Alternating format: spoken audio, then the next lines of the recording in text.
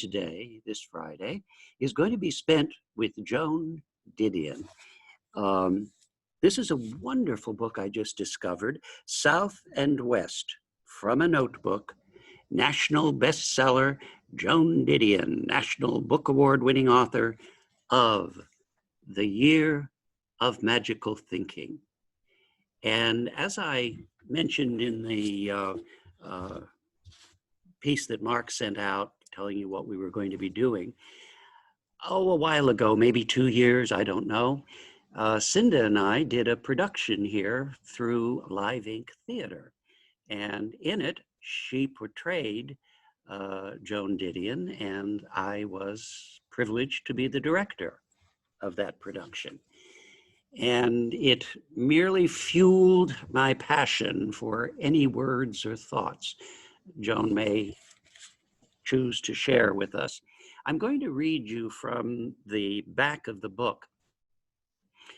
Joan Didion has always kept notebooks. I've overheard dialogue, interviews, drafts and essays, copies of articles. South and West gives us 2 extended excerpts from notebooks she kept in the 1970s. Read together, they form a piercing view of the American political and cultural landscape. Notes on the South traces a road trip that she and her husband, John Gregory Dunn, took through Louisiana, Mississippi, and Alabama. Her acute observations about the small towns they passed through, her interviews with local figures and their preoccupation with race, class, and heritage suggest a South largely unchanged today. California Notes began as an assignment from Rolling Stone on the Patty Hearst trial. Though Didion never wrote the piece, the time she spent watching the trial in San Francisco triggered thoughts about the West and her own upbringing in Sacramento. Here we not only see Didion's signature irony and imagination in play, we are also granted an illuminating glimpse into her mind and process. There's a very small picture, I don't know if you can see that, of Joan Didion. She was a wee thing. And her husband, many of you may be familiar with, between the two of them, they wrote scripts, screenplays, had many essays, books, you name it. And I first met John Dunn through the reporting work, journalism work he did through the magazine Vanity Fair. Now, she begins with, John and I were living on Franklin Avenue in Los Angeles. I had wanted to revisit the South, so we flew there for a month in 1970. The idea was to start in New Orleans, and from there we had no plan. We went wherever the day took us. I seem to remember that John drove. I'd not been back since 1942-43, when my father was stationed in Durham, North Carolina, but it did not seem to have changed that much.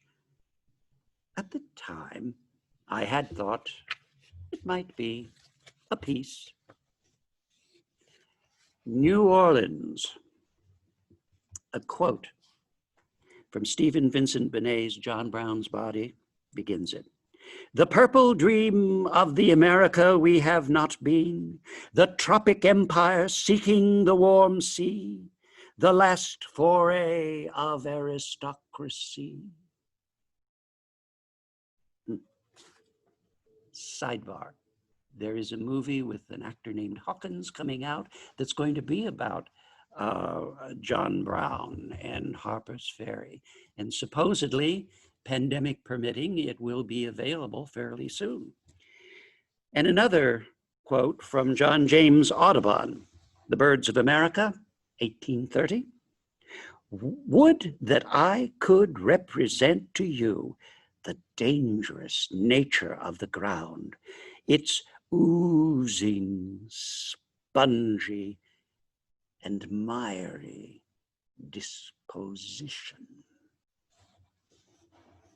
And we begin. In New Orleans, in June, the air is heavy with sex and death. Oh, not violent death, but death by decay, overripeness, rotting, death by drowning, suffocation, fever of unknown etiology. The place is physically dark. Dark like the negative of a photograph.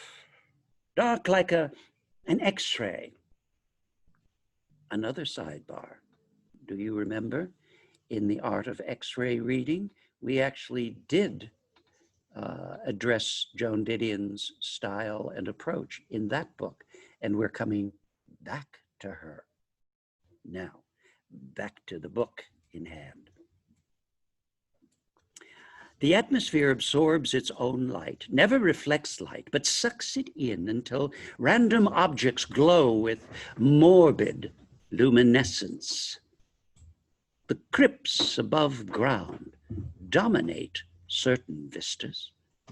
In the hypnotic liquidity of the atmosphere, all motion slows into choreography. All people on the street move as if suspended in a precarious emulsion, and there seems only a technical distinction between the quick and the dead. One afternoon on St. Charles Avenue, I saw a woman die, fall forward over the wheel of a car. Dead, pronounced an old woman who stood with me on the sidewalk a few inches from where the car had veered into a tree. After the police ambulance came, I followed the old woman through the aqueous light of the Pontchartrain Hotel garage and into the coffee shop. The death had seemed serious, but casual, as if it had taken place in a pre-Columbian city where death was expected and did not in the long run count for much. Whose fault is it? The old woman was saying to the waitress in the coffee shop, her voice trailing off. Why, it's nobody's fault, Miss Clarice. Nah, they can't help it. No. Oh, no, they can't help at all. I had thought they were talking about the death, but they were talking about the weather. Richard used to work at the Bureau, and he told me they can't help what comes in on the radar. The waitress paused, as if for emphasis. They simply cannot be held to account. Well, they just can't, the old woman said. It comes in on the radar. The words hung in the air. I swallowed a piece of ice. And we get it, the old woman said after a while. It was a fatalism I would come to recognize as endemic to the particular tone of New Orleans life. Bananas would rot and harbor tarantulas. Weather would come in on the radar and be bad. Children would take fever and die. Domestic arguments would end in knifings. The construction of highways would lead to graft and cracked pavement where the vines would shoot back. Affairs of state would turn on sexual jealousy. In New Orleans, as if in Port-au-Prince, all the king's men would turn on the king. The temporality of the place is operatic, childlike. The fatalism of a culture dominated by wilderness. All we know, said the mother of Carl Austin Weiss, of the son who had just shot and killed Huey Long in a corridor of the Louisiana State Capitol building in Baton Rouge, is that he took life seriously. As it happens, I was taught to cook by someone from Louisiana, where an avid preoccupation with recipes and food among men was not unfamiliar to me. We lived together for some years, and I think we most fully understood each other when I once tried to kill him with a kitchen knife. I remember spending whole days cooking with N. Perhaps the most pleasant days we spent together. He taught me to fry chicken and to make a brown rice stuffing for fowl and to chop endive with garlic and lemon juice and to lace everything I did with Tabasco and Worcestershire and black pepper. The first present he ever gave me was a garlic press, and also the second, because I broke the first. One day on the Eastern Shore, we spent hours making shrimp bisque and then had an argument about how much salt it needed.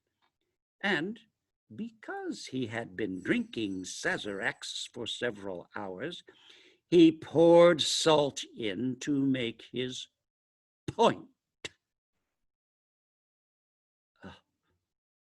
It was like brine. Oh, but we pretended it was fine, throwing the chicken on the floor or the artichoke, buying crab oil, discussing endlessly the possibilities of an artichoke and oyster casserole. After I married, he still called me up occasionally for recipes. I guess you think this is a better machine than that WAP affair. I guess you think you have redwood flagstones in your backyard. I guess you think your mother used to be county cookie chairman. I guess you think I take up a lot of room in a small bed. I guess you think Schraff's has chocolate leaves. I guess you think Mrs. Earl Elbow Rium has more personality than I. I guess you think there are no lesbians in Nevada. I guess you think you know how to wash sweaters by hand. Well, I guess you think you get picked on by Mary Jane and that people serve you bad whiskey. I guess you think you haven't got pernicious anemia. Huh. Take those vitamins. I guess you think Southerners are somewhat anachronistic. Is a message that man left me when I was 22. First time I was ever in the South was in late 1942, early 1943. My father was stationed in Durham, North Carolina, and my mother and brother and I took a series of slow and overcrowded trains to meet him there. At home in California, I had cried at night. I'd lost weight. I had wanted my father. I imagined the Second World War was a punishment specifically designed to deprive me of my father, had counted up my errors, and with an egocentricity which then approached autism and which afflicts me still in dreams and fevers and marriage, found myself guilty. Of the trip, I recall mainly that a sailor who had just been torpedoed on the Wasp in the Pacific gave me a silver and turquoise ring, and that we missed our connection in New Orleans and could get no room and sat up one night on a covered veranda of the St. Charles Hotel, my brother and I in matching seersucker sun suits, and my mother in a navy blue and white checked silk dress, dusty from the train. She covered us with the mink coat she had bought before her marriage and wore until 1956. We were taking trains instead of driving because a few weeks before in California, she had lent the car to an acquaintance who drove it into a lettuce truck outside Salinas, a fact of which I am certain because it remains a source of rancor in my father's dialogue to this day. Oh, I last heard it mentioned a week ago. My mother made no response, only laid out another hand of solitaire. In Durham, we had one room with kitchen privileges in the house of a lay minister whose children ate apple butter on thick slabs of bread all day long and referred to their father in front of us as Reverend Caudil. In the evenings, Reverend Caudil would bring home 5 or 6 quarts of peach ice cream, and he and his wife and children would sit on the front porch spooning peach ice cream from the cartons while we lay in our room watching our mother read and waiting for Thursday. Thursday was the day we could take the bus to Duke University, which had been taken over by the military, and spend the afternoon with my father. He would buy us a Coca-Cola in the student union and walk us around the campus and take snapshots of us, which I now have and look at from time to time. 2 small children and a woman who resembles me, sitting by the lagoon, standing by the wishing well, the snapshots always light-struck or badly focused, and in any case, now faded. 30 years later, I am certain that my father must also have been with us on the weekends, but I can only suggest that his presence in the small house, his tension and his aggressive privacy, and his preference for shooting craps over eating peach ice cream must have seemed to me so potentially disruptive as to efface all memory on weekends. On the days of the week which were not Thursday, I played with a set of paper dolls lent to me by Mrs. Caudil, the dolls bearing the faces of Vivian Lee, Olivia de Havilland, Anne Rutherford, and Butterfly McQueen, as they had appeared in Gone with the Wind. And I also learned from the neighborhood children to eat raw potatoes dipped in the soft dust beneath the house, I know now that eating pica is common in the undernourished South, just as I know now why the driver of the bus on the first Thursday we went out to Duke refused to leave the curb until we had moved from the back seat to the front. But I did not know it then.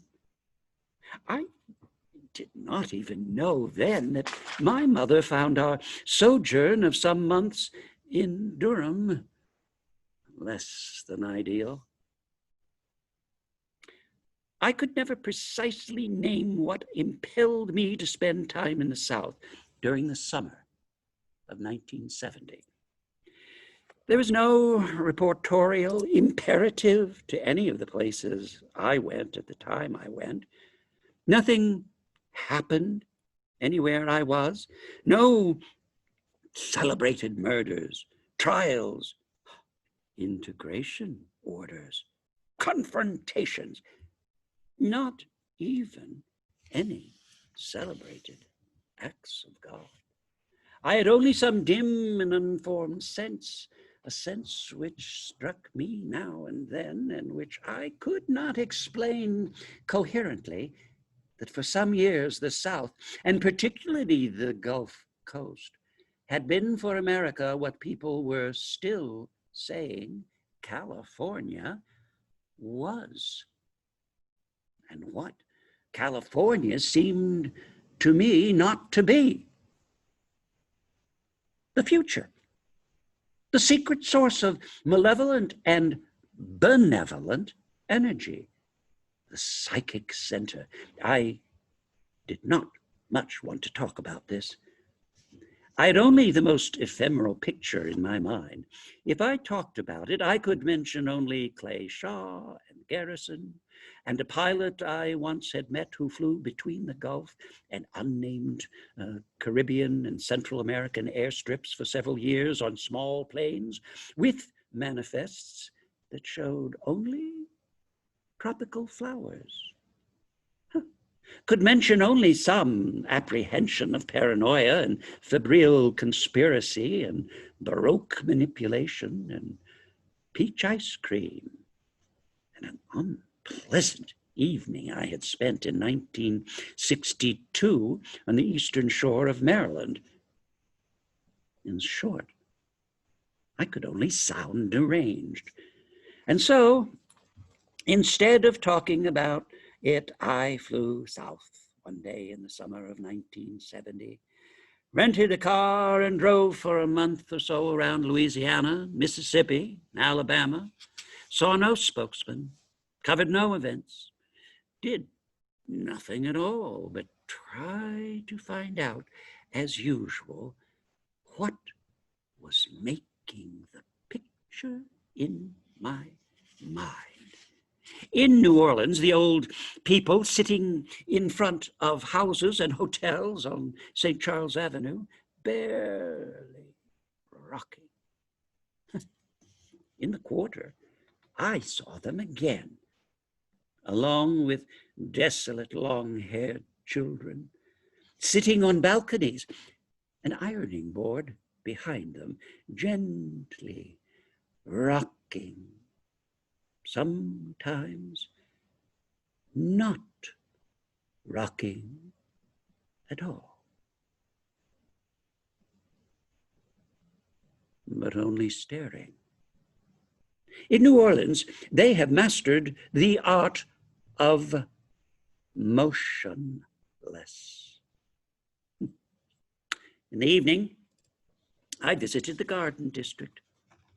Ollie, ollie, oxen free, echoing in the soft twilight around the magnolias and the trees with fluffy pods of pink. What I saw that night was a world so rich and complex, and I was almost disoriented. A world complete unto itself. A world of smooth surfaces, broken occasionally by a flash of eccentricity so deep that it numbed any attempt at interpretation. I guess nobody knows more about the South than the people in this room right now, my host allowed several times before dinner. We were at his house in the Garden District with the requisite bound volumes of the Swanee and the Southern Review and the requisite Degas portrait of his great-great-grandmother. And he was talking about his wife and their friend, an architect of good Mobile family who specialized in the restoration and building of New Orleans Greek Revival houses. And of course, he was talking about himself. Ben C., as the others called him, their voices fondly inflecting, "Oh, you just stop that, Ben C.," as he bullied the two women, his sister and his wife, working together on a junior league project, a guidebook of New Orleans. Already, Ben C.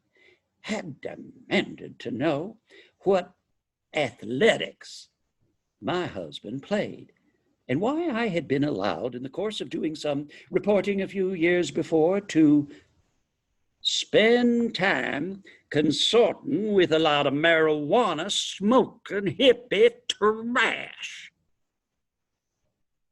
"Who allowed you?" he repeated.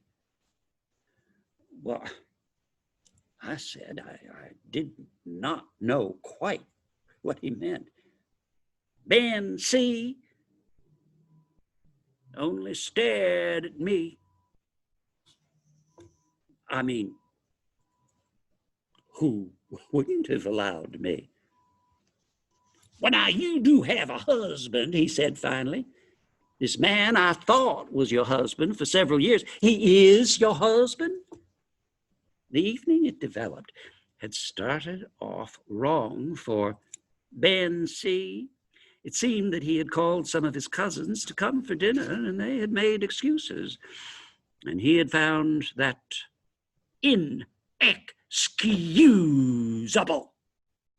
It further seemed that the excuse made by one cousin, who, it turned out, was a well-known Southern writer, was a previous engagement with the director of a Head Start program. And Ben C. had found that particularly inexcusable. "What am I meant to conclude?" he demanded rhetorically of his wife. "Am I meant to conclude he is certifiable?" "Maybe you're meant to conclude he didn't care to come to dinner," she said. And then, as if to cover her irreverence, she sighed, "I only hope he doesn't get too mixed up with the Negroes.